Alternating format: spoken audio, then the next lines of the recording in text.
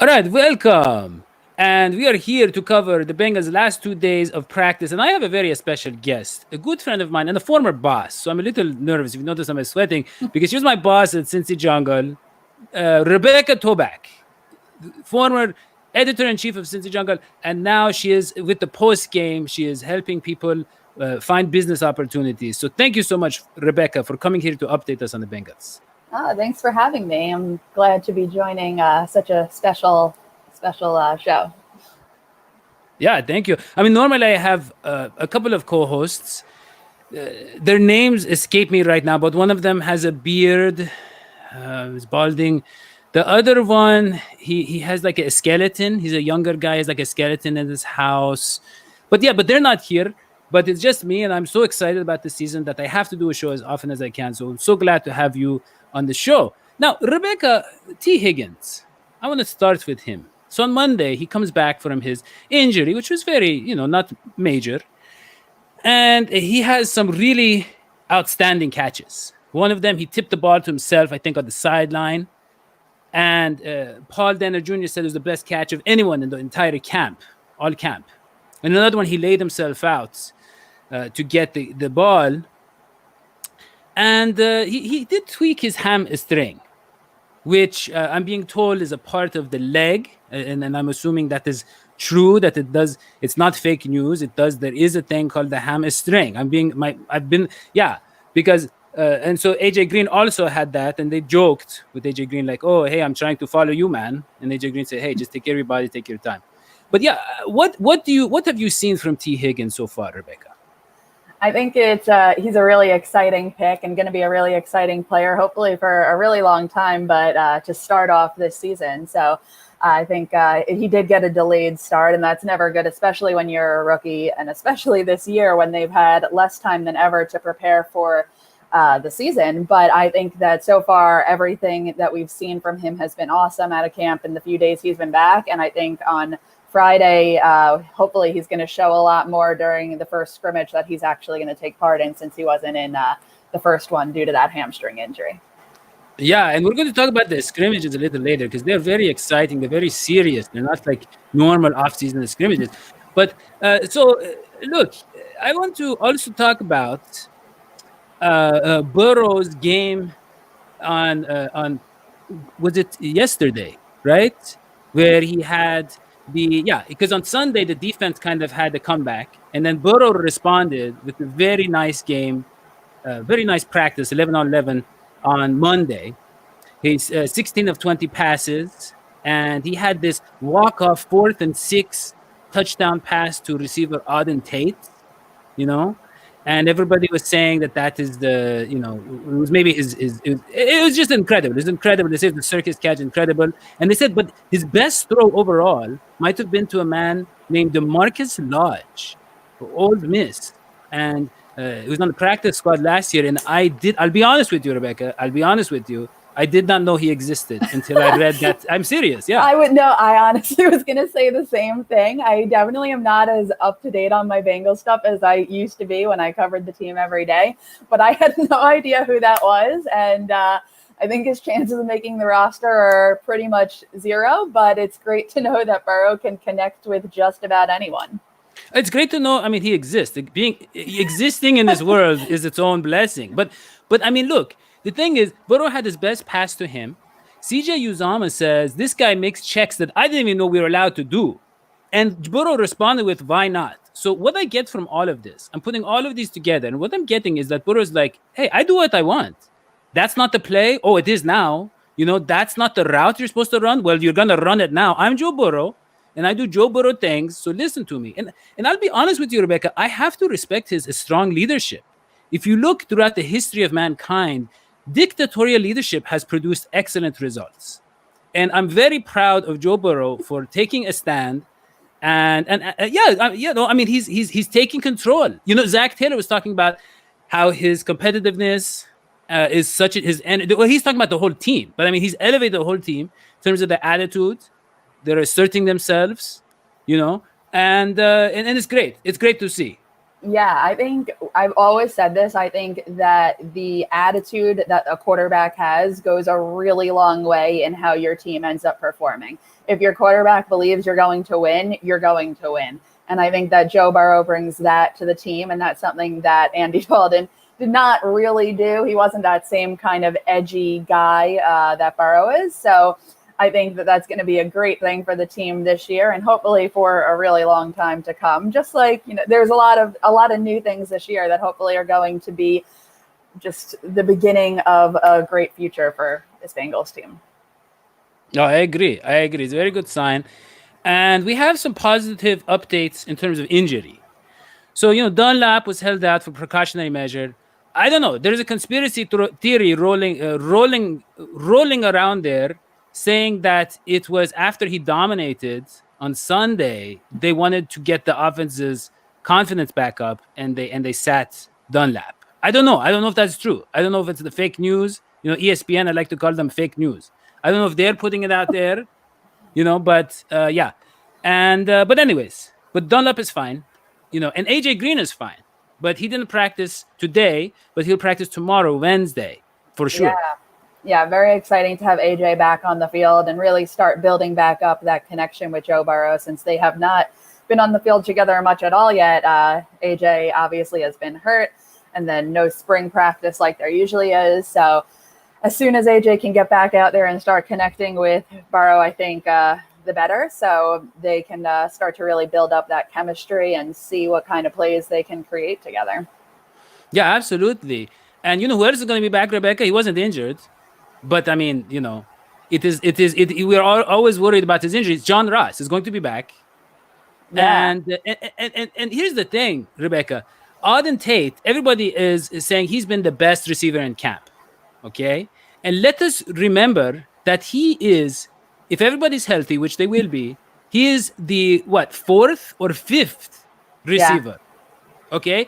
And Joe Burrow has this guy looking like, and I'm just summarizing other people's comments, but looking like Calvin Johnson out there, the way with his hands and his grabbing and all that the stuff.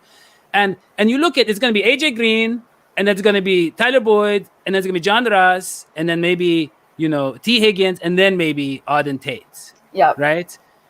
And Ardent Tate looks like a star. That is the kind of quarterback we have. It reminds me of, a guy like Peyton Manning. It's like, or all these great, or like maybe like Aaron Rodgers or these kind of guys. It's like every year it's like, oh, that receiver looks really good. No, he's playing with the Peyton Manning. He's playing with Aaron Rodgers. He's good. Everybody's good, but yeah. So that is very nice to see. Yeah. Yeah, that's been even the Patriots for like the last 10 years. The wide receivers are all random guys who wouldn't really do well on another team, but with Tom Brady, they're doing great. And I think we're seeing that now with the Bucs too, with Brady now moving down there. So I think a lot of exciting stuff is going on in Cincinnati, and I personally have Ardent Tate in my dynasty league, so I'm rooting for him to find his catches and maybe some touchdowns on a weekly basis. But I agree that he's probably fifth on the wide receiver depth chart. So a lot of passes and catches to go around. I will tell you, listeners and viewers, when Rebecca has someone on her team, you should pick that, because Rebecca, I was in a fantasy football league with Rebecca. And she mopped the floor with us. No, I'm serious. She mopped the floor with all the CJ writers. A lot of us were crying. We had our weight problems. We had a lot of different issues. I started eating these sweet and sour rainbow strips, and I got addicted. I had an addiction to those. It was a difficult time being in a fantasy league with Rebecca. But moving on. So we have Jordan Evans is week to week with a hamstring injury. So Rebecca, so supposedly these are real things, these hamstrings. And Jordan Evans got one of these too, and he was having a very good camp. He was looking good. I don't. Do you remember, Rebecca, like 2 years ago in preseason, he was like our best linebacker, and then he kind of didn't do much in the regular season. Yeah, it's actually kind of crazy to think back on the whole time he's been with the Bengals, and now it's possible. I saw a roster projection today that did not even include him. And if that happened and he didn't make the roster, we would have, I don't think, any linebackers from last season on the team for this year. Well, Jermaine Pratt. Oh, Jermaine Pratt, right, rookie from last year. He's probably going to start, so he'll definitely be starting. So it would be him. So that would be pretty crazy, a complete turnover, which is needed. It's needed, and it really says something about the attitude now. They went from having these plodding, bigger linebackers to having this athletic. Jermaine is that kind of guy. He fits the prototype as like the other rookie linebackers. And so it's really about a culture change in terms of ability. Definitely. But and then you have Sean Williams, who will probably be our third safety, and he's week to week. He's going to be fine. He's going to be there for the opener. Yeah. Okay. He's trending positively. That's great to hear. And so, look, I want to talk about the roster. If you have the time, Rebecca. Yeah, let's do it. Yeah, so we have some developments on the roster. The Bengals have signed Frederick Maugua from Washington State. He started 39 times at Washington State. And I don't know if you, I always was a big fan of Frederick. Hold on. Maugua. Always one of my favorites. So Number one supporter.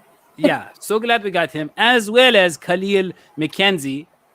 I remember when the Chiefs got him in 2018, I was like, man, I wanted that guy. And so now he's on our team. And he's a defensive tackle. Frederick, by the way, is a center, and he's a defensive tackle, Khalil. Really big additions. And by the way, McKenzie, his dad is in the front office of the Dolphins. I looked that up. So, a lot of this stuff is about nepotism and making connections. Again, it's a power play by Zach Taylor and Joe Burrow. They are asserting their dominance over the league and maybe over the entire world slowly. But, I look at the people they released. Damian Willis, undrafted free agent, 9 catches, 82 yards with the Bengals last year. And thank you, Damian, for your service. But let's be honest. With the receivers we have, he didn't stand a chance. With such good receivers. Yeah. Every year we say in training camp, and I think this is true of every team, everyone thinks that their wide receivers look absolutely unbeatable in training camp. It's, the Jake Kumarau, he actually has made it, is pretty successful at the Packers now, but he was like the Bengals training camp star for 3 years in a row. And then did pretty much nothing with the Bengals in the regular season. And Willis last year, he was lighting it up in training camp. He started week 1. Yeah, he started week 1. It was like he couldn't have been a more popular guy in Cincinnati in that week 1 game. So it's just crazy how things have changed very quickly. And I think that the Bengals wide receiver group is going to be really strong this year and benefit from a really excellent quarterback as well. Absolutely. I think, was it Zach Taylor was saying that we talk about the wide receivers, but the tight ends. He was saying that the tight ends have been the most impressive group, which is such a great sign. Drew Sample is running around there like that guy the guy on the Colts, Dwight, whatever. He's running around like that guy. He almost looks like a linebacker. Yeah, he's jacked. That workout this whole offseason with who was it?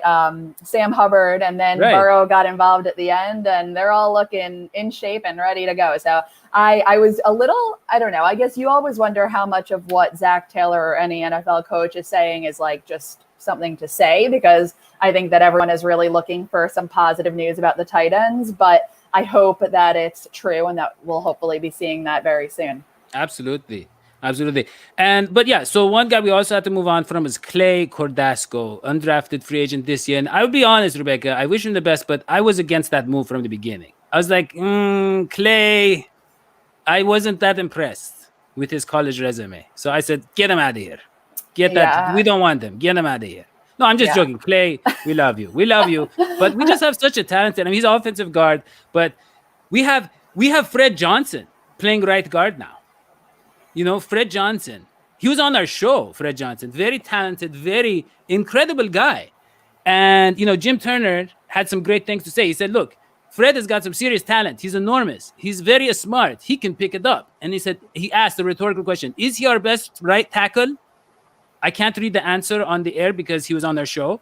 But then he said, but he's getting experience playing a lot against the ones. He's improving. Fred Johnson, by the way, didn't play football until he was like senior year of high school. This guy is so physical. He's like 6'8", 300, and I don't know, like 30 pounds. He's incredible. Yeah, I really hope that he can continue to make that push and get his way into the starting lineup. I think hopefully the Bengals would be better for it in more ways than one. And yeah, they said today that he hasn't made it quite to the starting lineup yet, but he's still fighting for that job, it seems. Yeah, another guy fighting for the job, but he's kind of separating himself maybe. Darius Phillips.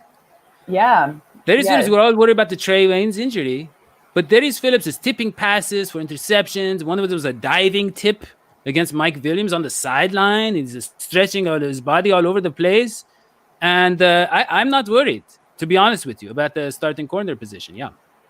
I don't know if I would say I'm not worried, but I think it's definitely a good sign that Darius Phillips has had such a strong camp. And I think there were some concerns about his consistency or inconsistency, really. So hopefully that we'll see that he can be more consistent come week one and that he worked hard this offseason to get there. But I would say I'm a little concerned, especially now with Mackenzie Alexander left training camp today.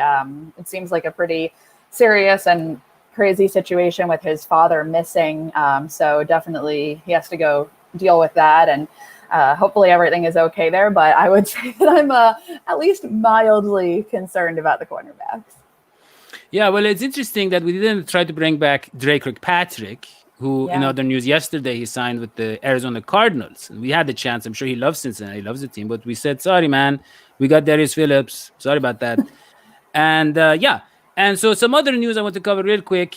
They decided today no fans for the home opener. And you have to think this is about them going, because they're a family of lawyers, the Brown family, Blackburn family. You have to think because they had to wait. Do we take the money from the tickets? But what about the lawsuit? Lawsuits are costly if someone gets the disease. So they said, yeah, as lawyers, we know that the lawsuit will be more than the tickets are worth. That is what I'm imagining what the meeting was like. I don't know if that's what the meeting was like. I'm going to give them a little bit more of a benefit of the doubt that they really just want their fans to be safe. And I think they are definitely hoping that in the second home game, which isn't until October, which seems so far away right now, that they can have fans there in October. But it's going to be an interesting year in the league. And I think the priority needs to be keeping the players safe so that we can actually make it through the entire season and have a Super Bowl winner. And, maybe that'll be the Bengals. I think, crazier things have happened. No, I could definitely see that happening.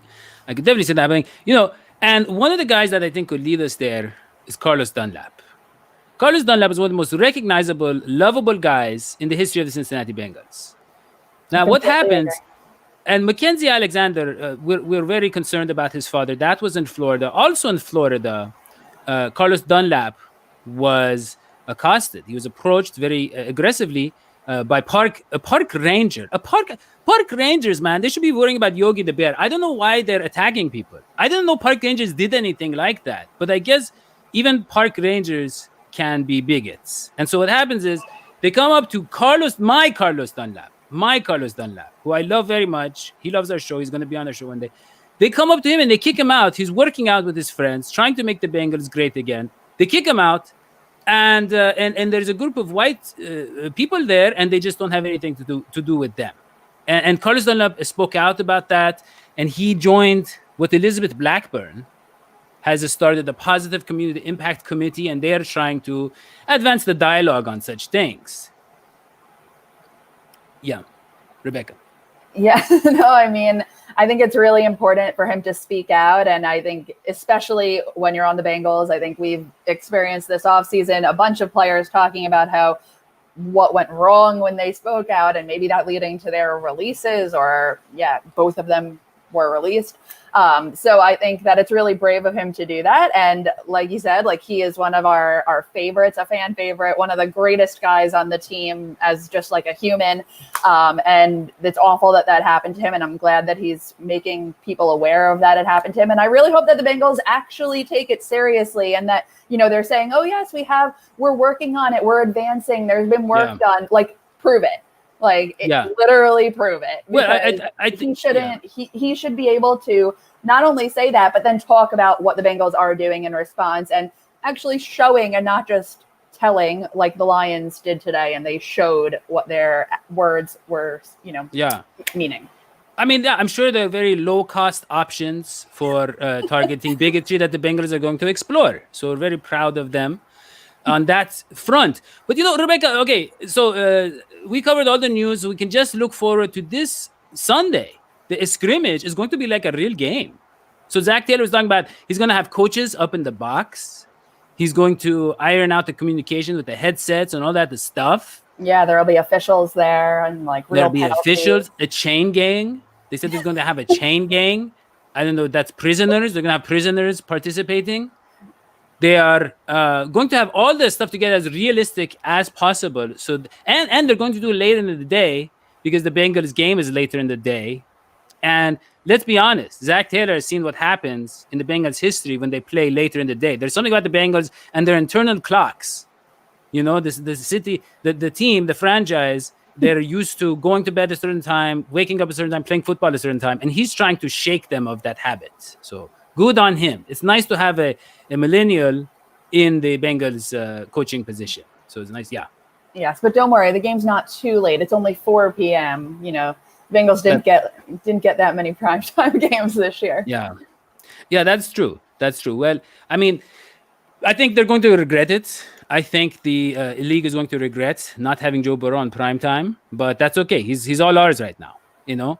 And like Joe Burrow says, in the words of the great Joe Burrow, why not? You know, I'm going to do things my way. Get out of my way. I don't care about the rules. I don't care what you tell me. And yeah, and he can do it because he's so good at what he does. So Rebecca, thank you so much for joining the show. Thank you for having me. Yeah, and to you viewers, you know that this show is going to be on the Believe podcast channel, network, whatever. It's going to be Believe in the #1 Bengals podcast. That's what we've been dubbed by our new overlords. And you can find us. We'll be on iTunes very soon. They're developing the cover art. They're trying to perfect the beauty of me and my other co-host, that bald guy. And this is really all we have for today. But I'm going to try to give you, updates regularly on the show. And so I'm going to try to be on as much as I can. And I'm going to get Rebecca on the show. So please give the thumbs up, subscribe, turn on the notifications, all that stuff. Share with your friends. And leave some positive comments. And for Rebecca Toback, I'm Dadio Makdook. We will see you next time. So long, sweetie. Bye.